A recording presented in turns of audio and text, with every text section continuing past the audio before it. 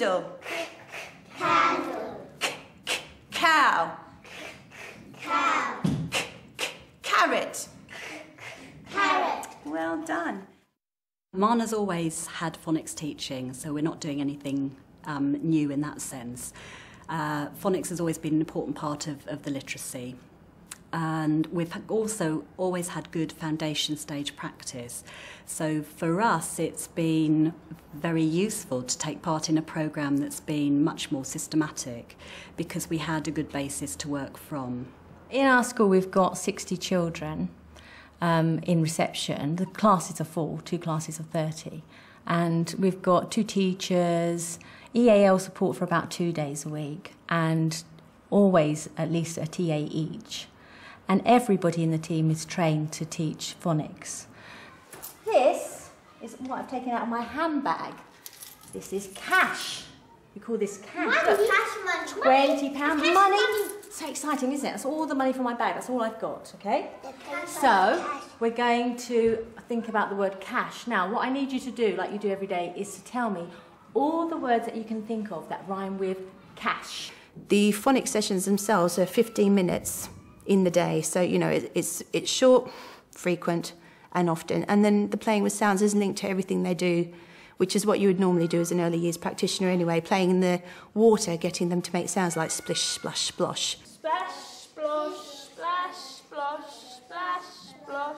Stumble, trip, stumble, trip, stumble, trip. Swishy, swashy, swishy, swashy, swishy, swashy.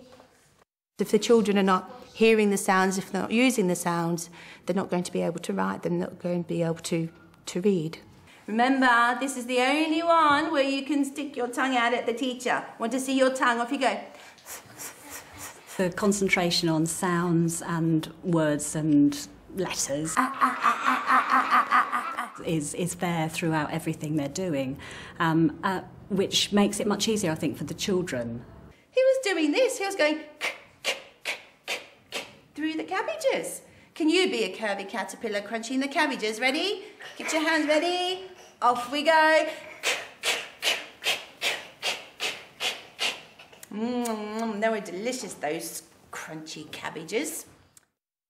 The Rose report was really interesting for me when it came out to look at what it said. And one of the main things that came across to me from it was that although Jim Rose is obviously very keen on synthetic phonics, that one of the important things he was saying is that it's not the type of phonics, but it's how systematically it's used within a school. The children come in and they do a phonics session in the morning, every morning. And we basically start off the day like that. You know, we have some songs and that, and then we go into phonics. And we've got sort of groups of about half a class size. And the children are at different stages. We've got stages 1 to 5 currently.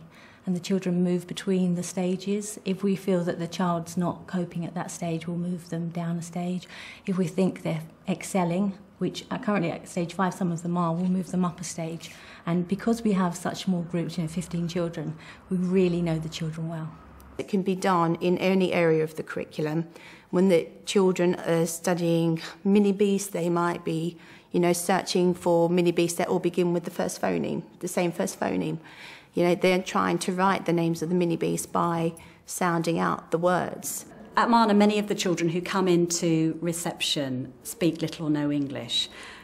We all know English is a complex language, and it's mentioned in the Rose report that it's important not to leave anything to chance, and I think that's exactly where we're at, that children are not going to just pick up and understand the issues within the language itself, but they need to be explicitly taught it, particularly because of their own language needs. What do we do if you don't know a word? What's the first thing we do? We blend them out. Before we blend it out, we sound out the letters. Do we sound out the first phoneme first? Yeah. No, it's the first 3, yeah? The children are really making progress in their reading because we're doing the guided reading more frequently We were originally doing it just once a week, but we've really put the effort in and made sure that every group reads twice a week. It may be during the day at some other time. Maybe the class are having a story and the children have some guided reading, or on Friday when they have music, some staff will stay down and do a guided reading. We try to fit it in so that everyone gets 2 sessions of guided reading and that it doesn't interfere with their other areas of learning. After we sound it out, imagine if we still don't know what the word is, what do we do? Look at the picture. Before we look at the picture, we read on, and then if you still don't know what it is, you can... Look at the picture. Yes, then you can look at the picture.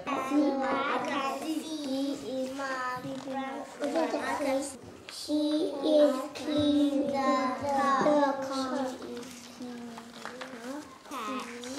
I can see my cat.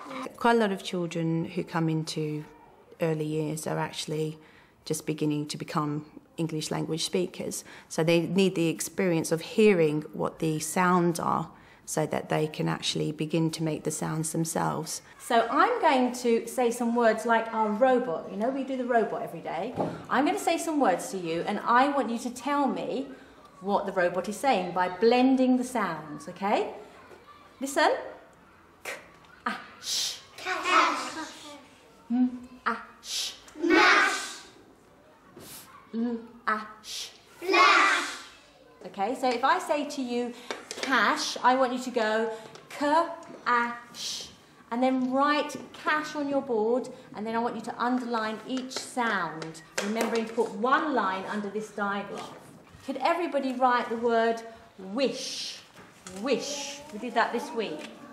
Sound it out, wish. There's been a sharp rise in the quality and the sophistication of the vocabulary that the children are using.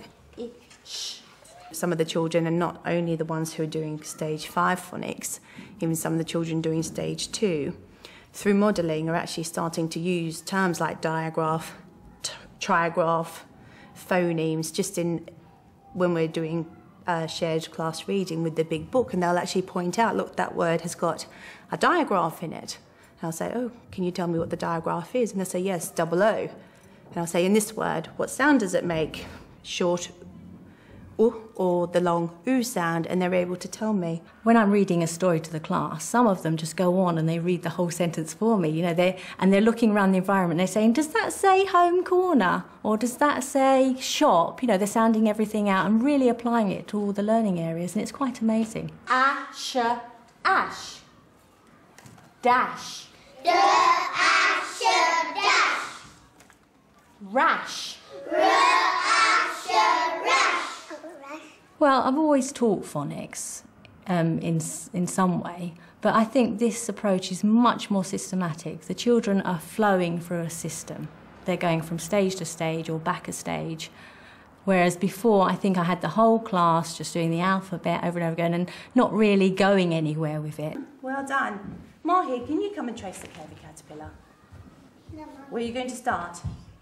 at the head. At the head, trace around his curvy back, and which way is his tail pointing? At the sun. At the sun, well done. Some people, have commented, oh, you're not teaching them the alphabet names, the letter names.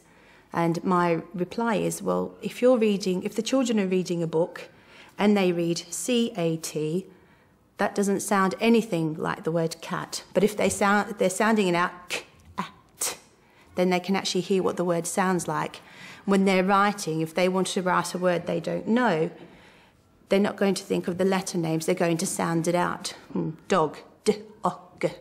And they're going to link the sound to the letter formation that they've done in stage 2 and have a phonetically plausible attempt at writing a word. Mishkath, when I was watching Mishkath writing just now, he started his letter with a K, and K does make a k sound, so that was correct, what you wrote the first time. Well done. One little boy in the class this morning actually wrote one of the words starting with K, and it was the sound k, but he used a K, which was correct. It's just an error. And what I'd probably do is, it depends on the child's confidence all the time. You have to be, you know how teachers are always balancing this and that. So with him, I didn't want to damage his confidence. So I just said, well done, you've identified the right letter sound.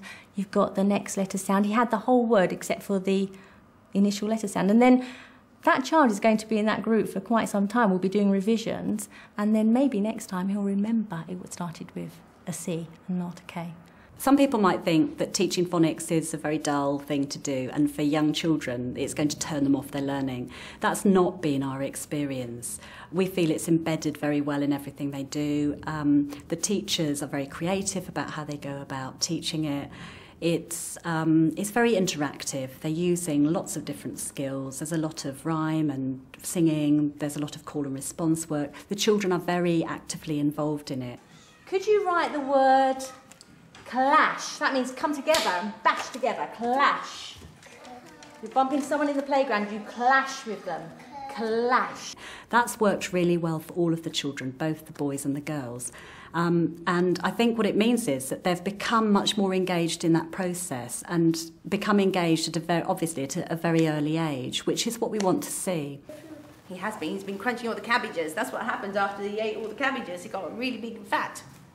And what did he spin after he ate all the cabbages? Cocoon. A cocoon. And what's the first phoneme in a cocoon?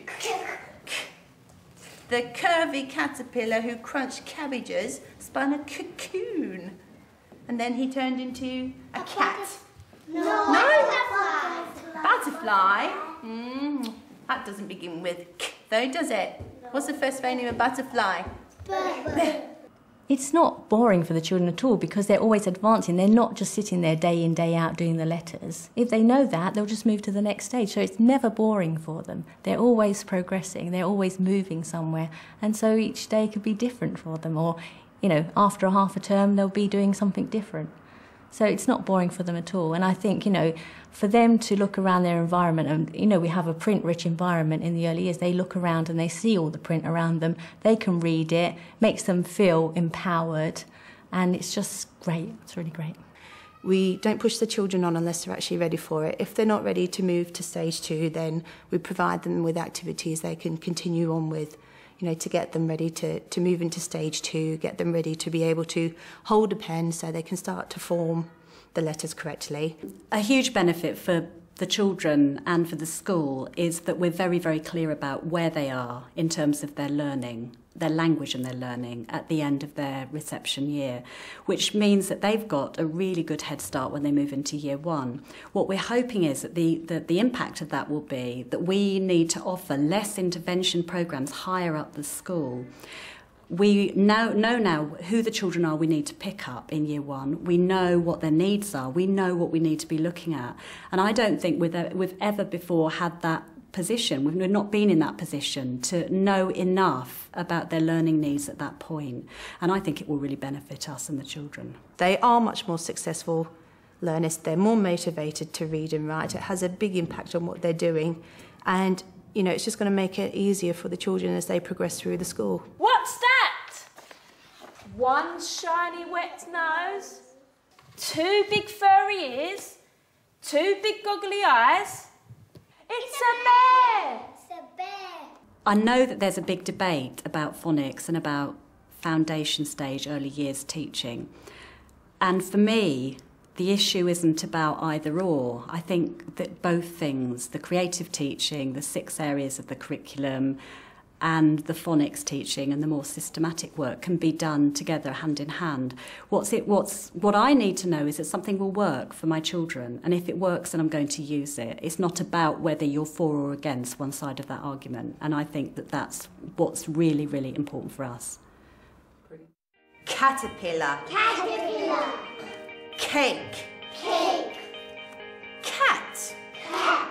Well done. Let's see if we can do it again a little bit faster.